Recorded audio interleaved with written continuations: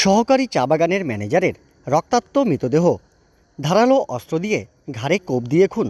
চা বাগানে motor cycle নিয়ে যাওয়ার সময় পেছন থেকে সহকারী ম্যানেজারকে কোপ দিয়ে খুন। ফাঁসি দেওয়ার জয়ন্তিকা চা বাগানের 14 নং সেকশনের বাস লাইনের ঘটনা ঘিরে চাঞ্চল্য। মৃতের নাম লীলাঞ্জন ভদ্র। মৃত বাগানের সহকারী ম্যানেজার ছিলেন। ঘটনাস্থলে এসডিপিও নকশালবাড়ি, সিআই নকশালবাড়ি সহ বিশাল পুলিশ বাহিনী। ঘটনায় আটক এক।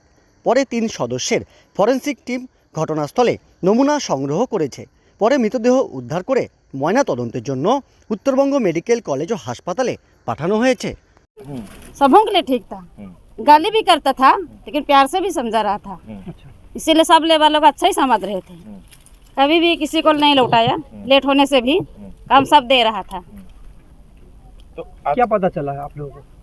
हम लोग तो परमानेंट वाले सब उधर में थे, तो गणेश वाले से भी इधर थे। तो लड़का वालों को कोई खबर दिया होगा, तो हम लोग को पता चला कि भद्रो सर को मर्डर हो गया बोल के बोले। हम लोग को विश्वास नहीं लगा, कैसे हो सकता है ऐसे बोल के बोले। तो सबको दौड़ दौड़ के आ रहे हैं, गाड़ी सब में आ रहे हैं, तो हम लोग सबको निकल के चले आए। क्या देखा? আপনার তো কি হয়েছিল সেটা তো আমরা করি না। আমি আর আমার যে সিনিয়র আছেন মিস্টার কাটিয়ার, ওনারা গিয়ে পিএফ অফিসে আমরা শিলিগুড়ি যাচ্ছিলাম।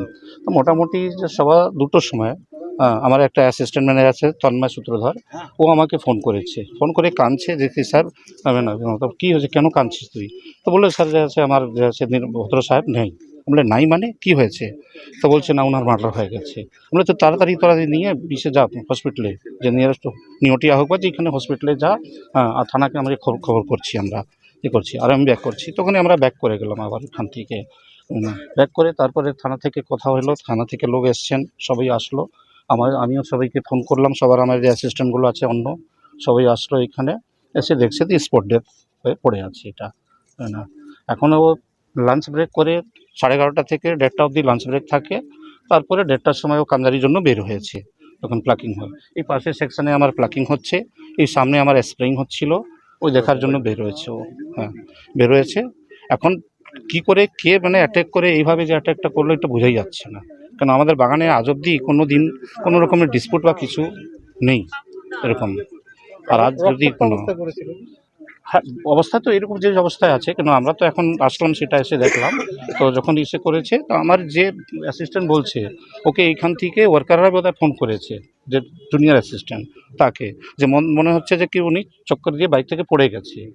তখন দেখা গেল সবাই এখান থেকে দৌড়াদৌড়ি করলো, দেখছে যে কি রক্ত অবস্থায় পড়ে আছে, মোবাইল হাতে পড়ে আছে ওর না অলরেডি ডেট। সম্পর্ক কেমন ছিল?